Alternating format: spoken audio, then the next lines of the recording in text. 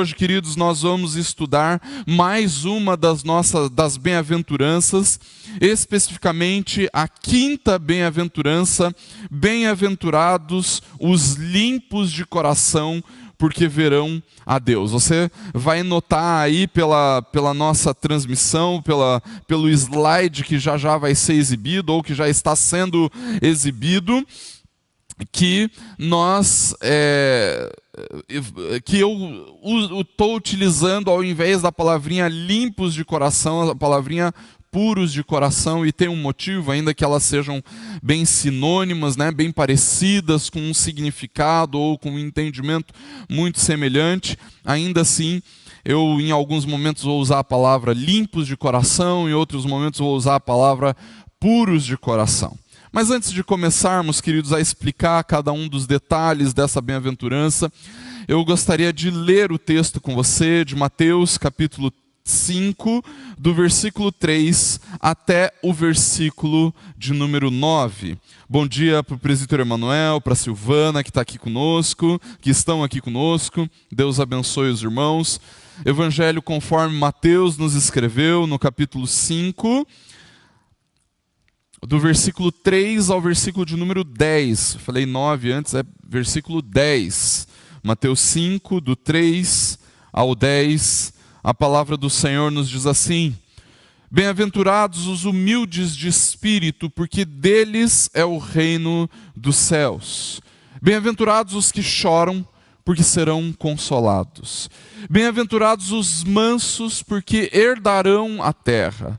Bem-aventurados os que têm fome e sede de justiça, porque serão fartos. Bem-aventurados os misericordiosos, porque alcançarão misericórdia. Bem-aventurados os limpos de coração, porque verão a Deus. Bem-aventurados os pacificadores, porque serão chamados filhos de Deus. Bem-aventurados os perseguidos por causa da justiça, porque deles é o reino dos céus. Hoje, queridos, nós vamos ver especificamente a quinta bem-aventurança: bem-aventurados os limpos de coração, porque verão a Deus. Quero só consultar se está dando certo aí o slide.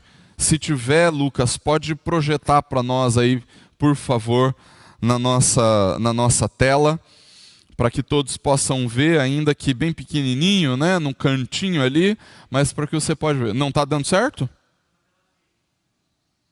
Ixi. Você vai projetar na tela cheia. Opa, vai ficar chique então, bonito.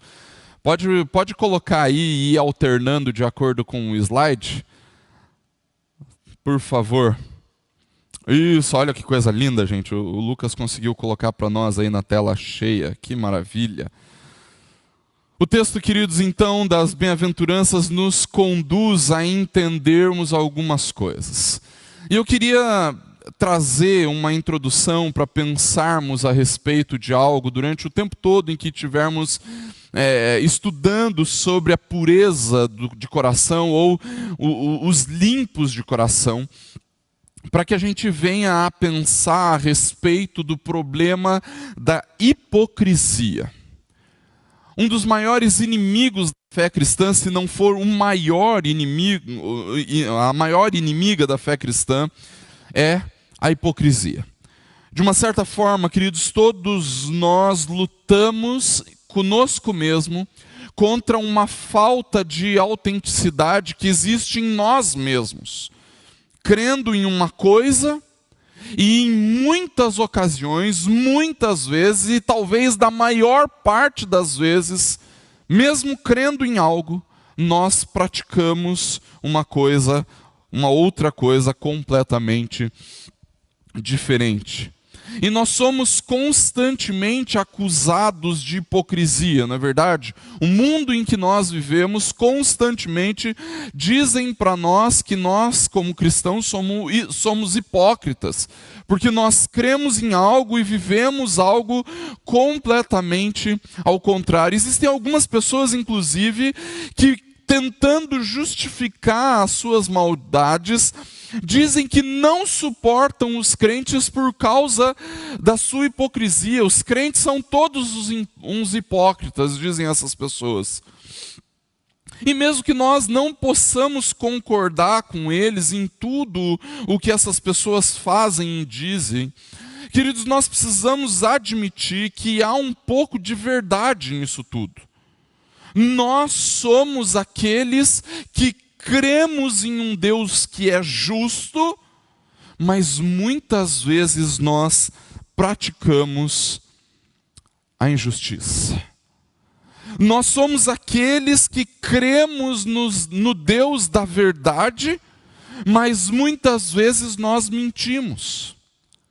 Nós somos aqueles que cremos em um Deus que é absolutamente santo e mesmo assim nós pecamos. No entanto, queridos, como nós veremos hoje, a pureza de coração não é, como muitos pensam, uma pureza moral, mas sim uma consciência completa de quem nós somos. E mesmo que nós não sejamos perfeitos, queridos, na nossa prática de vida cristã, eu quero te antecipar dizendo que Jesus está absolutamente tranquilo com o fato de que nós não somos perfeitos. E Ele está tranquilo, queridos, porque Ele não falhou em fazer de nós pessoas puras de coração, limpas de coração. Ao contrário, Jesus venceu a nossa hipocrisia e nunca vai nos deixar morrer na nossa incoerência. E por isso, queridos, aqueles que entendem a graça de Deus desfrutam sim de pureza de coração como uma maneira de viver. Por isso, bem-aventurados os limpos de coração, abençoados são os puros de coração, porque verão a Deus. Nós estamos estudando as bem-aventuranças, queridos, e alguns detalhes a respeito das bem-aventuranças, irmãos, precisam nos conduzir a um entendimento mais profundo a respeito do que é ou do que se tratam esses termos. Nós não estamos muito acostumados a dizer ou a falar a palavra bem-aventurado. No entanto, queridos, essa palavra bem-aventurado ou as bem-aventuranças significam ou demonstram uma realidade que toma a nossa vida por completo, de tal forma que nós somos verdadeiramente abençoados por experimentarmos destas coisas. Essa palavrinha bem-aventurança, ela remete a um conceito do Antigo Testamento, que é o conceito do shalom de Deus, ou a paz de Deus. Mas ao contrário do que as pessoas normalmente pensam, queridos, esse conceito do shalom, da paz, não é simplesmente uma sensação agradável, não é simplesmente uma sensação de completude, mas é uma sensação, ou uma sensação de tranquilidade, mas é uma sensação sim, de completude, de plenitude de bênção sobre a vida. Isso é o shalom de Deus, a paz de Deus. E quando Jesus está falando sobre essa bem-aventurança, Ele está dizendo sobre essa realidade maravilhosa em que nós nos sentimos absolutamente abençoados, completos em Deus. E é por isso que eu tenho utilizado, queridos, como se fosse sinônimo aí, bem-aventurados de abençoados. Normalmente nós pensamos em ser abençoados, queridos, nós pensamos em provarmos de bens, não é verdade?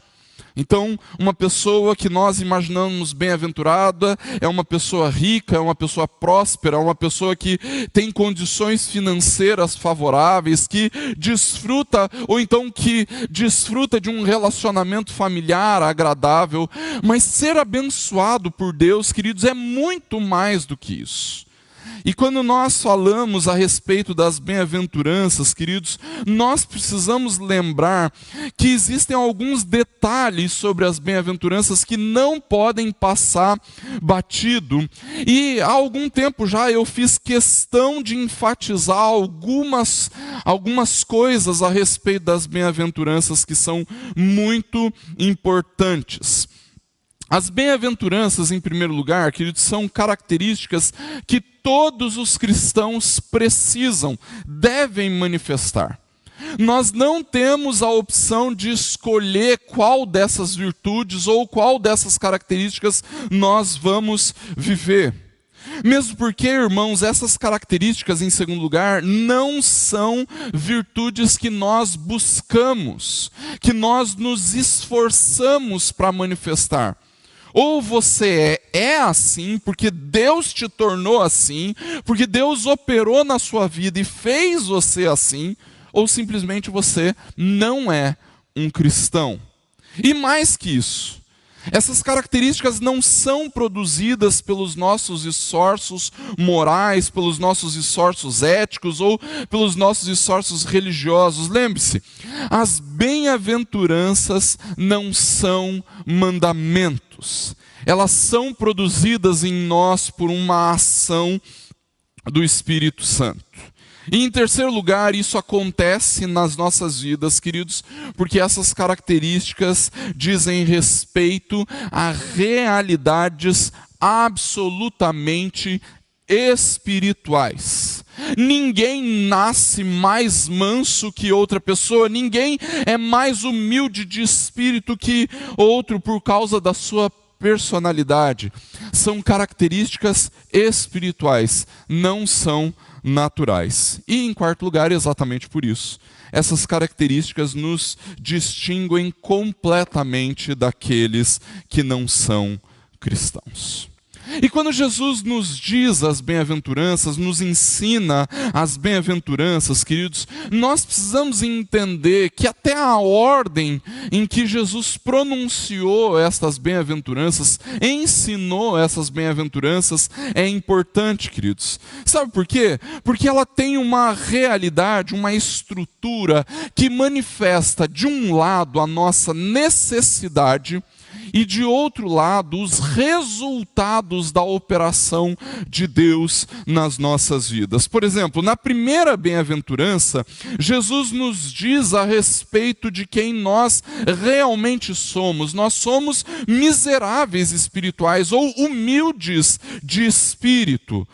Nós percebemos a nossa falência espiritual, nós percebemos a nossa pecaminosidade, nós percebemos a maldade que habita no coração e que por causa disso nós sabemos que não somos nada para nos apresentarmos diante de Deus. No entanto, queridos, isso não é apenas uma percepção a respeito da nossa vida.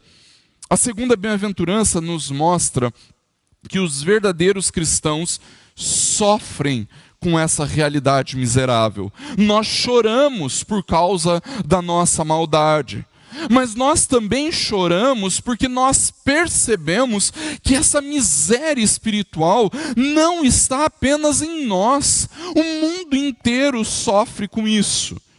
E isso nos conduz, então, à terceira bem-aventurança. Nós somos mansos porque compreendemos a pecaminosidade do mundo. Não temos a necessidade de nos defendermos ou de defendermos a nossa honra, porque afinal nós somos falidos espiritualmente. Alguém que é falido espiritualmente não tem honra nenhuma para defender. E isso porque a nossa justiça está em Cristo. E é justamente sobre isso que a quarta bem-aventurança trata.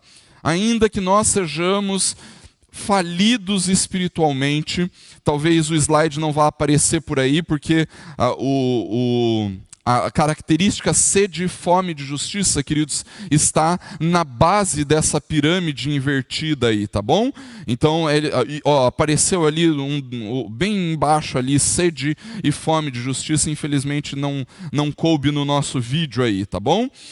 Então, nós encontramos na justiça de Cristo a nossa fartura, nós estamos saciados em Jesus. Quando nós olhamos para nós mesmos, sendo pobres e falidos espiritualmente, nós descobrimos que qualquer tentativa de construirmos a nossa própria justiça se tornará frustrada. E por conta disso, queridos, nós encontramos na justiça de Cristo a saciedade que nós não encontramos em nós mesmos. Por isso, estas 3 primeiras bem-aventuranças apontam para a nossa necessidade. Nós somos humildes, aqueles que choram, os mansos. E então, a partir da satisfação que nós temos, o Lucas está conseguindo ajeitar aí, ainda bem, para você ver onde fica o sede e fome de justiça. Obrigado, Lucas. Essas 3 primeiras necessidades apontam para a nossa necessidade. E a partir da satisfação que nós temos em Cristo, nós então passamos a viver o resultado dessa fartura. E como resultado disso, queridos, nós nos tornamos misericordiosos. Nós passamos a viver a misericórdia, perdoando as pessoas que, na sua miséria espiritual, nos ofendem. E então nós servimos, trabalhamos para que o resultado da miséria espiritual em que o nosso mundo vive seja aliviado.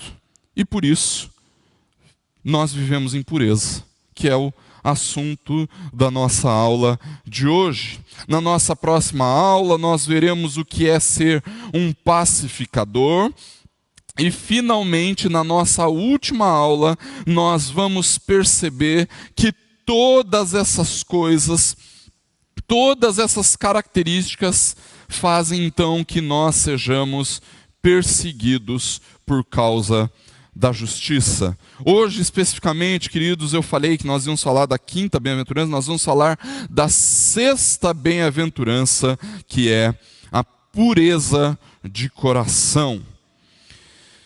Queridos, nós falamos, quando nós pensamos em pureza, irmãos, normalmente nós estamos pensando em alguém que é inocente, não é verdade? Alguém que não tem malícia. Uma pessoa de coração limpo, normalmente nós pensamos, está associada com alguém que é absolutamente sincero, alguém que não tem hipocrisia, alguém que não tem maldade naquilo que faz ou que fala. Ou seja, normalmente nós podemos pensar que é alguém que alguém é puro quando é absolutamente sincero a respeito daquilo que pensa, daquilo que fala, a respeito daquilo que faz, e até mesmo por causa da falta de malícia que essa pessoa tem, nós normalmente olhamos para ela como alguém que é um pouco tola, não é verdade? Alguém assim meio bobinha, não é verdade? Alguém que não tem malícia, alguém que fala sem pensar, que não esconde nada de ninguém, alguém que deixa tudo muito visível, muito às claras. Inclusive, essa é uma característica que normalmente nós associamos às crianças, por exemplo. Eu tenho certeza que você já ouviu alguém dizer, ou então você mesmo já disse, que as crianças são puras, que elas não veem maldade nas coisas, que elas não têm malícia. Você com certeza já ouviu alguém dizendo isso, ou quem sabe até mesmo você já disse isso. Mas irmãos, eu não sei vocês, mas eu tenho 2 filhos. A Ana Luísa, de 6 anos de idade, e o Daniel, que nem completou 2 anos de vida ainda. E eu vou falar para você, ou os meus filhos são as crianças mais arteiras do mundo, ou então as crianças não são tão puras como nós dizemos que elas são. Não é verdade? Se você tem filhos, eu tenho certeza que você sabe do que eu estou falando. Ontem o Daniel, inclusive, quebrou 2 pratos na casa de uns parentes da Marion, de uma prima da Marion que ela está visitando. Imagina, gente. Na verdade, queridos, eu tenho enfatizado desde o começo da nossa série que as bem-aventuranças não são características naturais. Hoje mesmo eu já disse isso.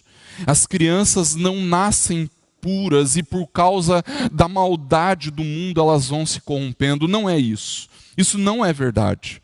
Eu tenho 2 filhos e eu sei que isso não é verdade.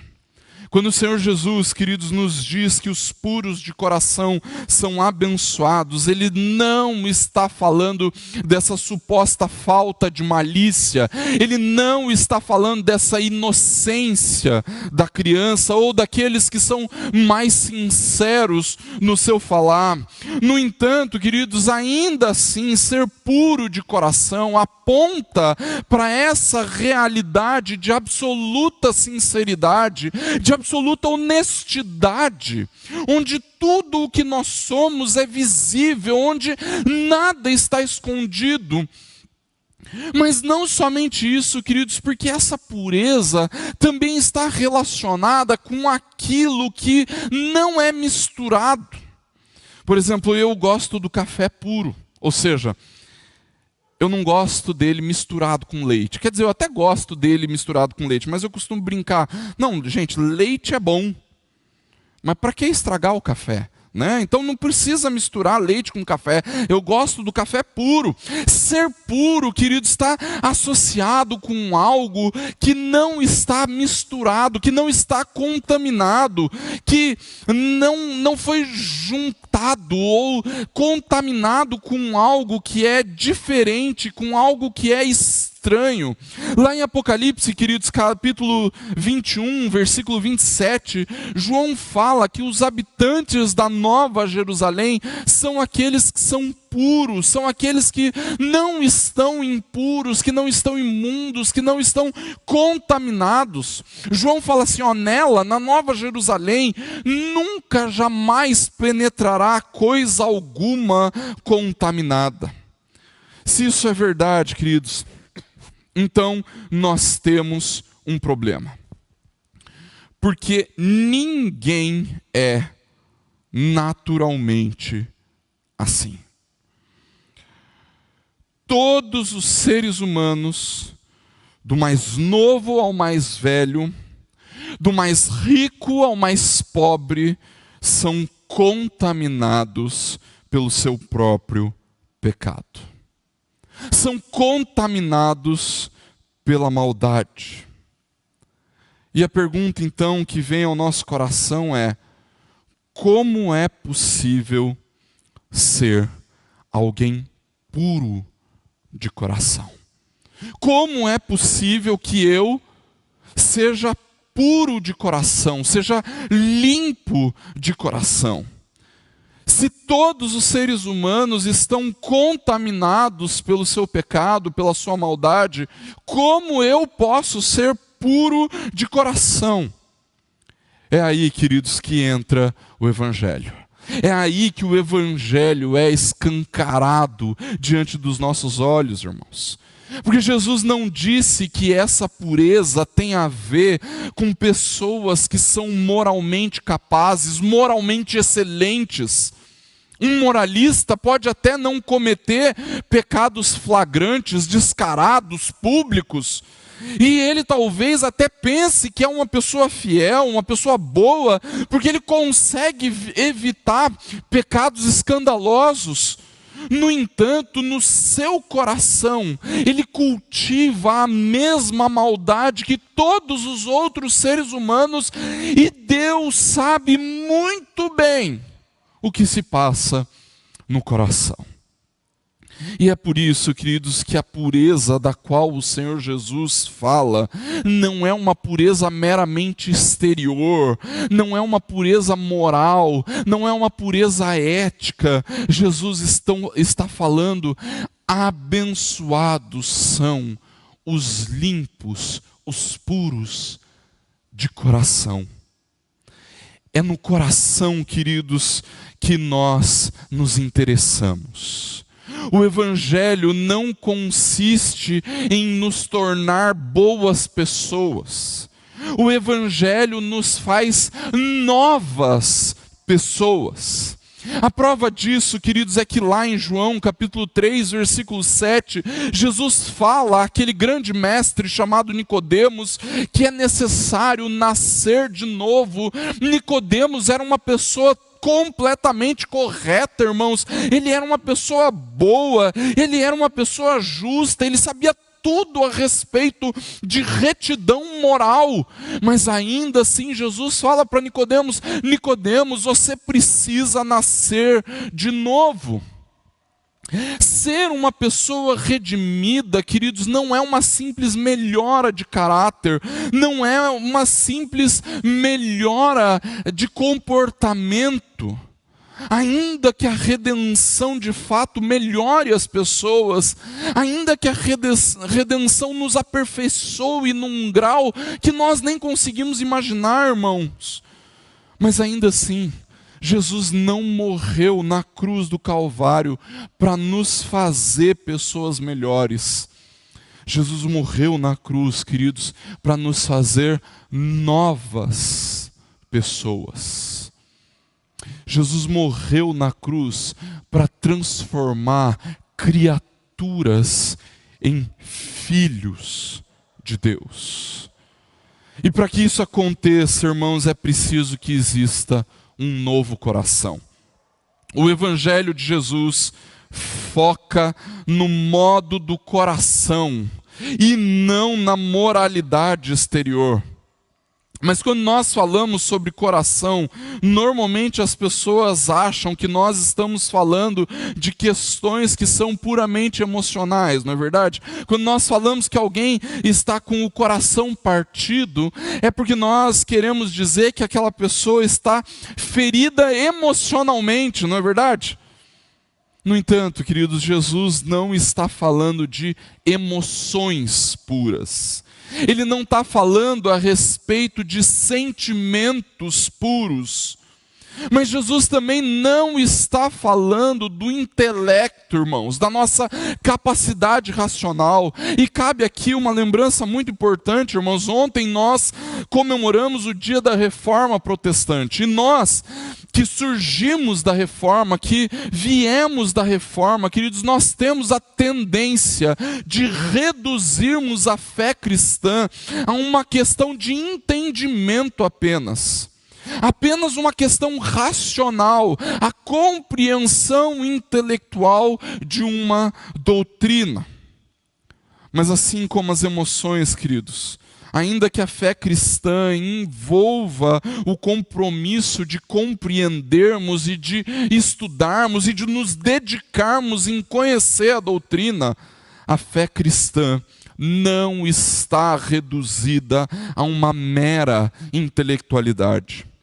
Como pastor, eu te digo que eu já perdi as contas de quantas pessoas eu acompanhei que se perderam na fé, porque o seu interesse na igreja era meramente intelectual. É possível, queridos, que alguém se interesse pela palavra de Deus apenas para se tornar um erudito, mas isso não significa que está tudo bem com essa pessoa.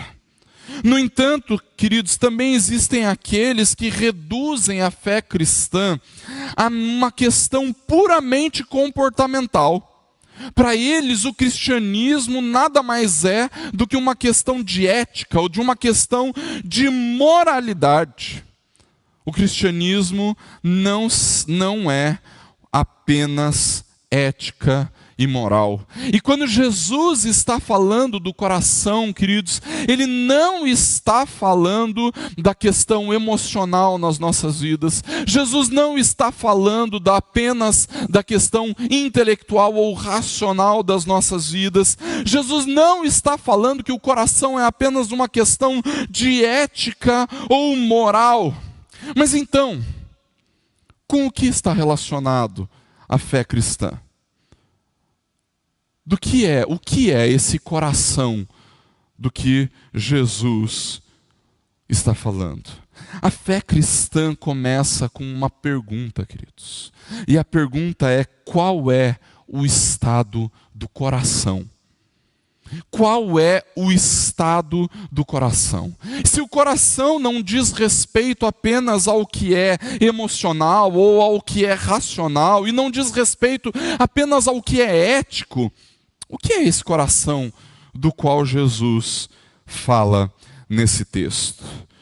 Coração na Bíblia, queridos, envolve tudo o que nós somos. Envolve as nossas emoções, os nossos pensamentos. Coração envolve os nossos desejos, as nossas motivações, a nossa vontade. Coração, queridos, é o âmago, a essência do nosso ser. É onde se encontra a nossa verdadeira identidade. A nossa identidade não é definida pelo que nós sentimos. A nossa identidade não é definida por aquilo que nós pensamos. Nós não somos definidos por aquilo que nós fazemos, pela nossa retidão ética, pela nossa retidão moral. É o coração que define quem nós verdadeiramente somos. E é no coração que Jesus está interessado. É no coração que o Evangelho atua. Mas é no coração também, queridos, que nós encontramos as nossas dificuldades. É do coração que procedem os maus desígnios, Jesus nos fala. É do coração que surgem os maus desejos, o nosso pecado, a nossa maldade. É por isso que é no coração que nós precisamos de pureza, e não no nosso comportamento, e não nos nossos pensamentos, e não nos nossos sentimentos. Se nós nos esforçarmos tremendamente para termos sentimentos puros, queridos, nós ficaremos frustrados. Se nós tentarmos com todas as forças fazer com que a nossa mente fique pura, nós não vamos conseguir. E se nós nos cercamos de regras e normas para viver uma ética pura, mais dia, menos dia, nós iremos escorregar. Mas se nós tivermos um novo coração, queridos, então é possível viver a pureza. O cristianismo é a transformação de toda a nossa vida interior, queridos. É a transformação do coração, é uma metamorfose espiritual. Algo que era sujo, algo que era contaminado, agora é feito novo, agora é limpo, agora é puro. E eu quero concordar com a Sarai: louvado seja Deus, louvado seja Deus. O Evangelho, queridos, atinge o mais profundo do nosso ser.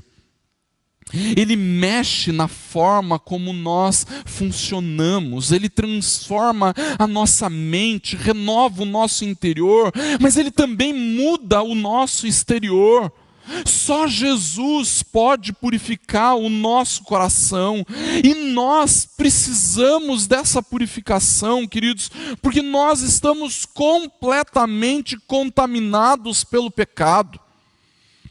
Normalmente, quando nós usamos a palavra pecado, nós pensamos em alguns pecados no plural, alguns pecados específicos.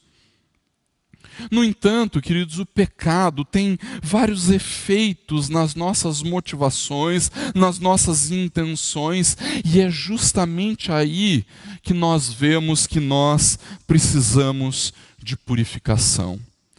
Todos nós temos corações impuros, até aquela pessoa mais boazinha que você conhece, até a criança mais doce e amável que você conhece. Ninguém fica ileso das devastações que o pecado provoca.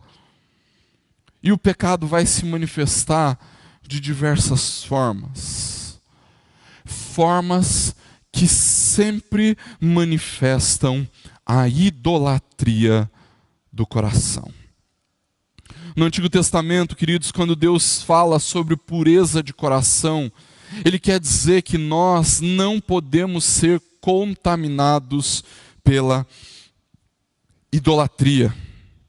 Olha o que Ele diz lá em Ezequiel, capítulo 36, versículo 25. Aspergirei água pura sobre vós, e ficareis purificados de todas as vossas imundícias e de todos os vossos ídolos vos purificarei. Um ídolo, queridos, é qualquer coisa que move a sua vida e que não seja o próprio Deus. Se você orienta a sua vida em torno de algo que não seja o Senhor, se algo ilumina, resplandece na sua mente, algo com o que você está completamente comprometido, totalmente comprometido, que é o centro do seu universo, então este algo é o seu ídolo. Ontem, queridos, falando para os nossos adolescentes, eu falei que os ídolos normalmente são coisas aparentemente boas. É a família, a carreira, o sucesso, o trabalho, o dinheiro. Mas mesmo sendo aparentemente boa, esse ídolo acaba por te destruir.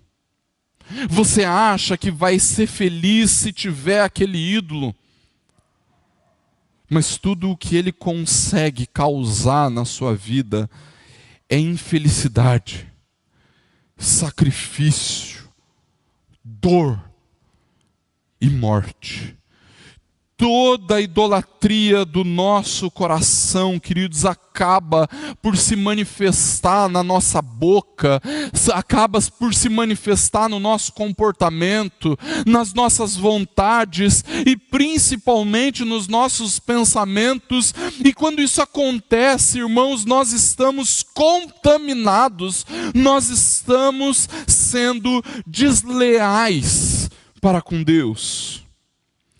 O que o Evangelho faz é mudar completamente essa nossa lealdade, queridos. Por causa da ação do Espírito nos nossos corações, nós passamos a viver em lealdade para com Deus, queridos. Nós estamos continuamente, é verdade, quebrando e queimando os altares de ídolos que nós cultivamos nos nossos corações. Por isso, queridos, ser puro de coração não significa que nós seremos moralmente perfeitos, não é isso. Em muitas circunstâncias nós seremos sim hipócritas, crendo em alguma coisa, mas fazendo algo completamente incoerente com aquilo que nós cremos. Mas porque nós somos puros de coração, quando nós somos confrontados com a nossa hipocrisia, quando nós descobrimos os nossos ídolos, quando nós derrubamos os altares da idolatria do nosso coração, nós nos livramos destes ídolos e então queimamos esses ídolos até que eles virem pó. Tudo isso para que Deus seja realmente o centro da nossa vida. Tudo isso para que a nossa lealdade seja exclusiva do Senhor. A pureza de coração, queridos, quer expressar, significa uma lealdade completa ao Senhor. E por isso, queridos, nós começamos a caminhar para a nossa conclusão. A pureza de coração, irmãos, está completamente relacionada com a nossa devoção a Deus. A pureza de coração, queridos, está relacionada com a nossa lealdade pessoal ao Senhor. Ter um coração limpo quer dizer que nós vivemos para a glória de Deus em todos os aspectos da nossa vida e que a glória de Deus é o alvo supremo da nossa existência. Ser puro de coração não quer dizer que nós somos moralmente perfeitos. Ser puro de coração não quer dizer que às vezes os nossos pensamentos não se desviam, ou ser puro de coração não quer dizer que os nossos pensamentos são completamente puros. Ser puro de coração não quer dizer que as nossas motivações são o tempo todo perfeitas, mas ser puro de coração significa que o que nós mais desejamos é conhecer a Deus, amar o Senhor, servir o Senhor. E é exatamente por causa disso, queridos, que a grande recompensa para os limpos de coração é ver a Deus, é contemplar a Deus. O objetivo da fé cristã, queridos, é nos dar uma visão real de quem Deus é nos levar a contemplar o Senhor. E a condição para que isso aconteça, queridos, é que nós devemos ser puros de coração. É uma falha muito grande reduzir essa pureza de coração a um comportamento moral, a um comportamento ético, queridos, ou simplesmente a uma curiosidade intelectual pela fé cristã.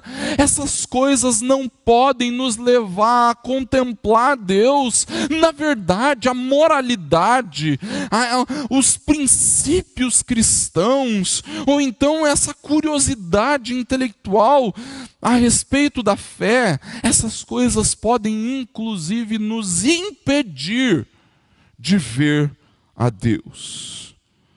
Às vezes, queridos, nós temos a tendência de tentar criar a pureza do coração. E com isso, irmãos, nós nos cercamos de artifícios, nós nos cercamos de ferramentas.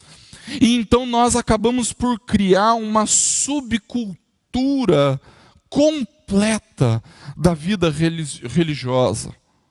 Nós não escutamos música do mundo porque tem música de crente. Nós não lemos livros do mundo porque tem literatura de crente. Nós não nos vestimos como o mundo se veste porque tem moda de crente. Nós não falamos do jeito como o mundo fala porque tem o jeito de falar de crente. Alguns pais, inclusive, queridos, pelo medo de que seus filhos sejam contaminados pela maldade do mundo, acabam por não dar aos seus filhos acesso a alguns tipos de jogos, ou então de livros ou filmes. E ainda que isso seja bom e que os pais realmente devam supervisionar os filmes, jogos, músicas e cultura que os seus filhos consomem, essas coisas não são nem de longe tão perigosas quanto ensinar o cristianismo como se fosse apenas um moralismo. E eu explico por quê, queridos. Os filhos da igreja normalmente terão boas vidas, com uma boa moralidade. Alguns deles serão excelentes filhos, e nós talvez nem vamos nos preocupar com eles, porque eles fazem tudo certinho. Talvez os nossos filhos não se tornem, bruxos. Talvez eles nunca vão se envolver com práticas satânicas. Muito provavelmente eles vão se tornar bons profissionais, eles serão obedientes, eles vão pagar os seus impostos, tudo certinho. Mas se tudo o que nós ensinarmos para eles for moralismo, irmãos, então eles também não vão servir fielmente ao Senhor. A sua lealdade ao Senhor será, pelo menos, questionável. Se tudo o que nós ensinarmos para os nossos filhos for ética e princípios cristãos, e eles continuarem sem ouvir o Evangelho, sem serem impactados pela mensagem do Evangelho, eles vão continuar vivendo sem ver o Senhor, ainda que numa moralidade boa, numa vida eticamente louvável, eles não verão a Deus. tudo o que eles vão conseguir enxergar é a moralidade por trás da fé. Mas isso não é tudo, queridos. Porque aqueles que não conhecem a Cristo também viverão em hipocrisia, contaminados pela pecaminosidade do coração. Um ateu que nega, que odeia e que rejeita Deus também é um hipócrita. Ele mente para si mesmo a respeito da existência de Deus. A nossa irmã Lucilene está participando da aula, lembrando para nós a primeira pergunta do breve catecismo: qual é o fim principal do homem? É conhecer a Deus e desfrutar, gozá-lo para sempre, desfrutar de Deus. E é exatamente isso, queridos. É exatamente isso. Aqueles que não creem em Deus, irmãos, também serão acusados de hipocrisia, eles também serão contaminados pela pecaminosidade do coração. Um ateu que nega, que odeia, que rejeita a Deus, também é um hipócrita. Ele mente para si mesmo a respeito da existência de Deus. Tanto o ateu fanático como o religioso moralista fanático são hipócritas. Um porque afirma que Deus não existe, outro porque vive como se Deus não existisse. Hipocrisia, queridos, é o oposto de pureza. Pureza é sinceridade, pureza é honestidade. E quando alguém vive como se Deus não existisse, ou quando afirma que Deus não existe, está sendo hipócrita. Mas aqueles que foram feitos puros de coração pelo Evangelho não precisam da hipocrisia, eles veem a Deus. Contemplar o Senhor é a questão mais importante das nossas vidas. Ver a Deus, glorificá-lo e desfrutarmos da sua presença é a razão pela qual nós existimos. A nossa irmã Lucilene nos lembrou isso. O motivo pelo qual nós existimos é conhecer a Deus e gozá-lo para sempre. Desfrutar de Deus para sempre. Queridos, todas as coisas boas da vida, por melhores que elas sejam, não se comparam com a glória de Deus. E é por isso que nós existimos, queridos. Mas a sua pergunta talvez possa, ou o seu pensamento pode te levar à seguinte dúvida: mas pastor, Deus não é invisível? Como é que nós podemos ver a Deus? Um dia, queridos, nós contemplaremos o Senhor face a face. Espera aí, irmãos, que eu acho que travou o nosso slide. Travou? Deixa eu tentar mandar. O que foi? O celular que travou aí? O que deu? Ixi, não troca. Ih, cara, irmão, só um instantinho que eu vou mandar para o Lucas a minha senha do celular para ele destravar o meu celular lá, né? Não se preocupe, o Lucas não vai poder comprar nada através do meu celular. Para isso ele precisa da minha impressão digital, né? Não se preocupe, eu vou mandar para ele só a minha senha aqui para ele poder destravar o nosso slide aí, para o slide caminhar. Opa, mandei errado. É a segunda, Lucas. Acho que é isso aí. Deu certo? Conseguiu acessar aí? Aí, agora acho que vai caminhar o nosso slide. Pronto. Se você está pensando aí, como é que eu posso ver a Deus porque Deus é invisível? Então eu quero te dizer. Um dia, queridos, nós contemplaremos o Senhor face a face. Nós veremos o Senhor na glória. E por melhor que seja a nossa vida aqui, queridos, nada vai se comparar com o Senhor.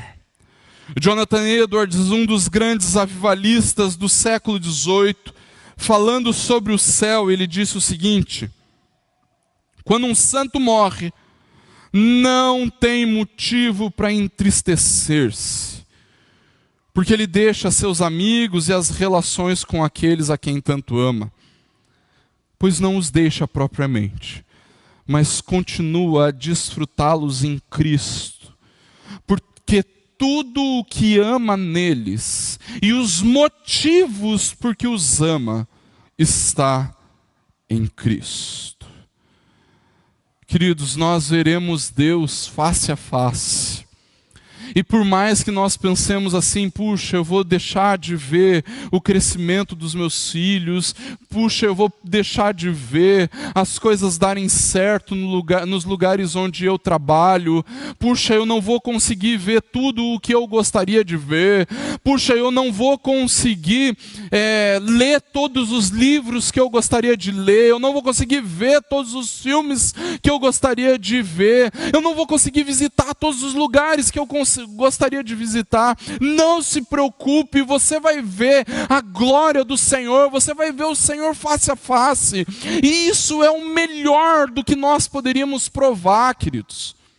Jonathan Edwards manifesta isso dizendo assim: olha, o motivo pelo qual nós amamos as coisas que amamos está em Cristo. Mas nós não podemos pensar que o fato de que contemplaremos ao Senhor é o nosso maior consolo. Não, queridos, porque hoje nós vemos a Deus mais claramente pelo Evangelho de Jesus Cristo. O apóstolo Paulo diz lá em Colossenses capítulo 1, versículo 15, que Jesus é a imagem do Deus invisível. Nós vemos a Deus no Evangelho, nós vemos a Deus em Jesus, irmãos. Por meio do Evangelho, Deus derrama luz nas trevas do nosso coração. E isso significa que quanto mais nós compreendemos a profundidade do Evangelho, irmãos, quanto mais o Evangelho nos transforma, mais nós nos tornaremos puros de coração.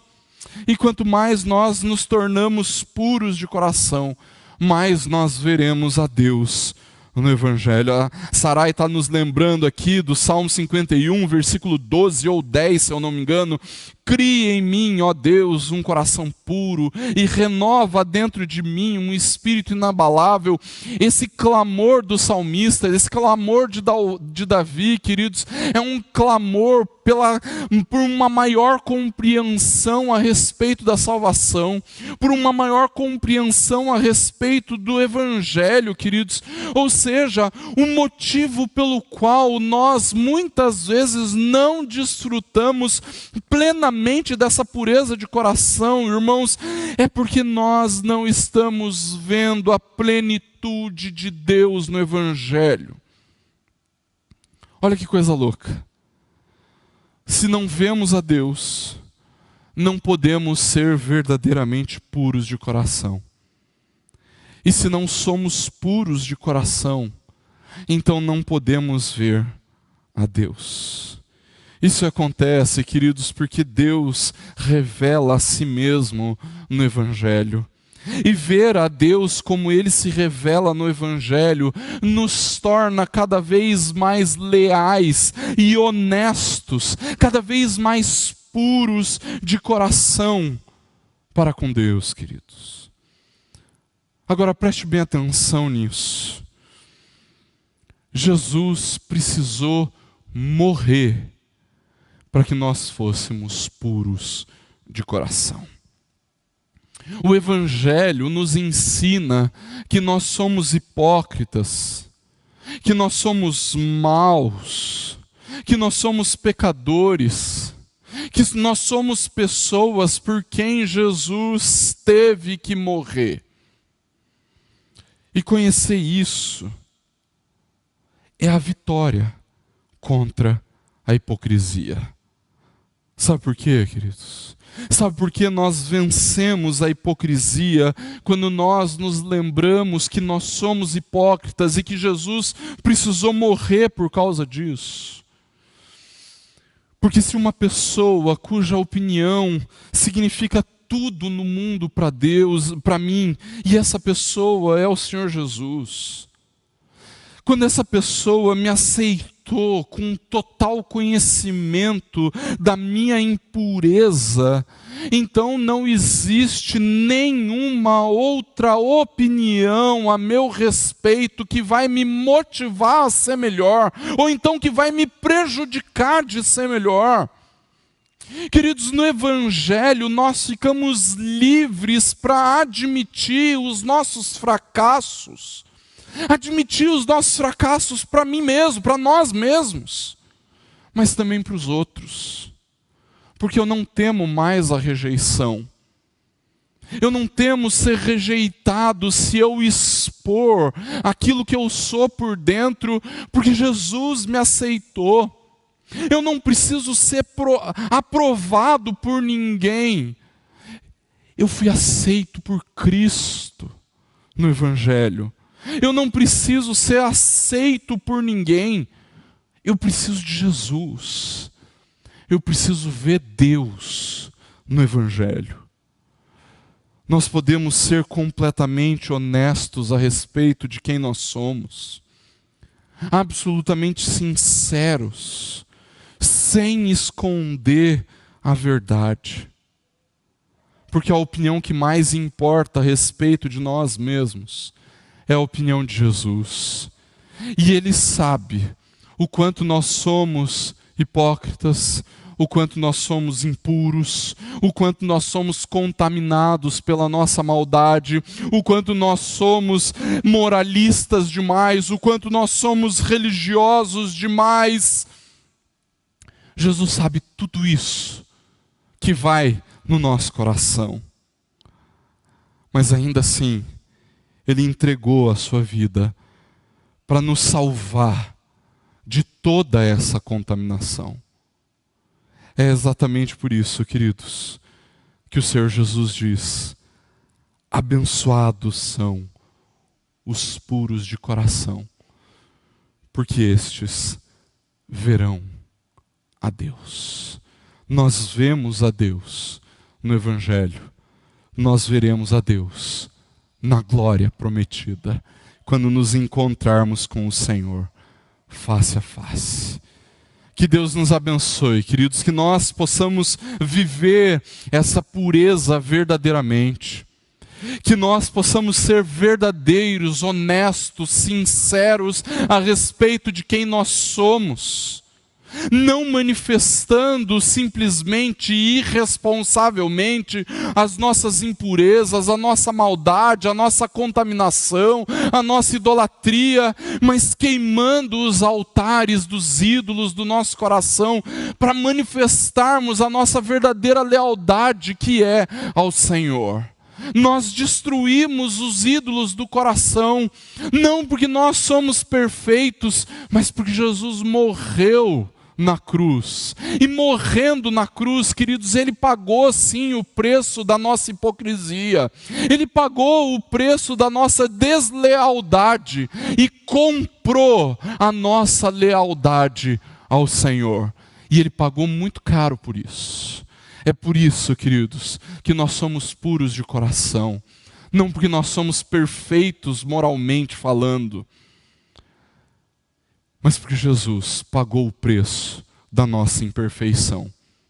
E agora, queridos, purificados, nós desfrutamos, contemplamos o Senhor na sua beleza, na sua glória, na sua santidade, na sua justiça. E todos os dias nós derrubamos altares de ídolos que nós mesmos construímos para viver em lealdade ao Senhor. Abençoados são os puros de coração, porque eles verão a Deus.